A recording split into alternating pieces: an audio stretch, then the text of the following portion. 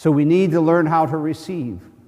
We need to learn to receive the kindness of someone else. We need to learn how to receive the comfort from someone else. We need to remember all the times that people have been good to us and realize that we now need to be good. We need now to be able to accept the goodness of others. It's easy to give. Easier for some than others. There's a few skinflints around. But it's easy to give. It's not always easy to receive, but it's important because people have to show their appreciation.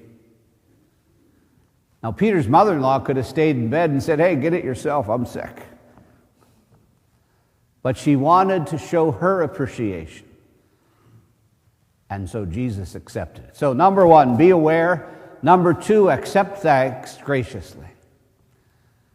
After they ate dinner, the Sabbath was over, and all of a sudden, all these people started showing up.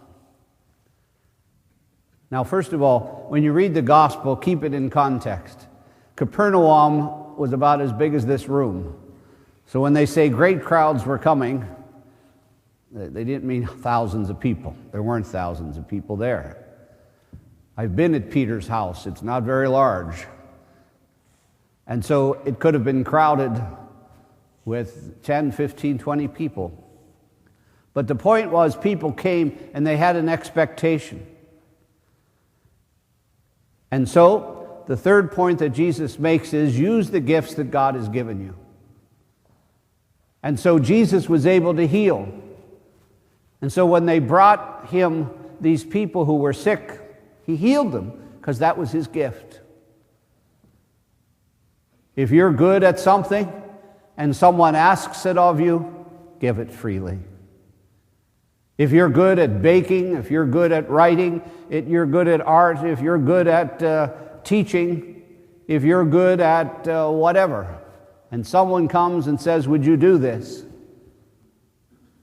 You must respond with what God's gifts are, the gifts that he's given you. So, Jesus did. He had these gifts, so he spoke to the needs of the people. That's number 3. Number 4, he got up early and he prayed. He had emptied himself. He had worn himself out. And he went back in prayer. How often do we pray? How often do we place our difficulties, our challenges, our hopes before the Lord deliberately? How often do we just quietly go off by ourselves and become one with God so that we can be renewed and refreshed, so that our lives can be less hectic, so that we can be more focused, so that we can come to understand that what we do here on this earth means nothing.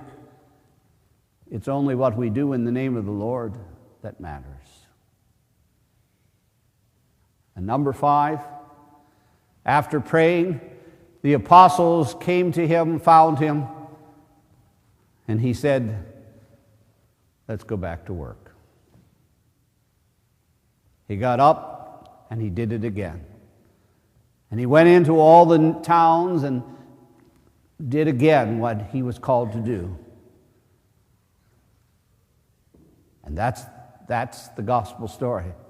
That's the very beginning of Jesus' ministry. 5 things. Develop our awareness of other people's needs.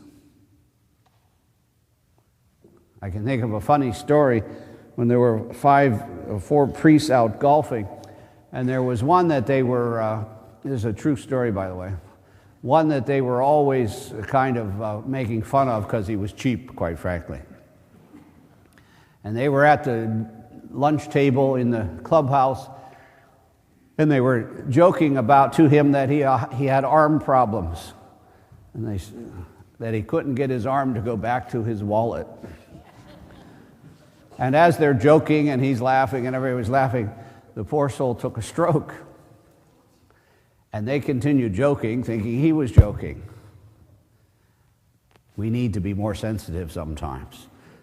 to what's going on in other people's lives. We need to really open ourselves up. By the way, he survived, he was fine. But it took him a while to convince them that he was sick.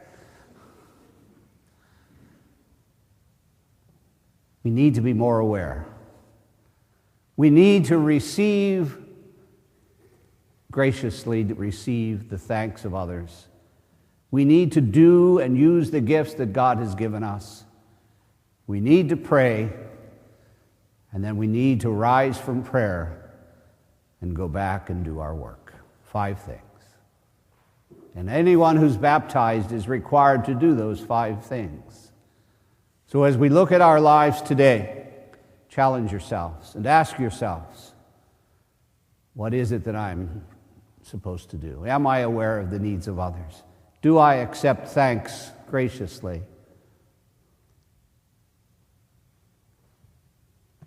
Do I use my gifts? Do I pray? And do I get up and go back to do God's work once again? The very beginning of the Gospel of Mark, Jesus lays it out for us. Let us be aware of it today, and let us make it truly the paradigm for our own lives. Be at peace.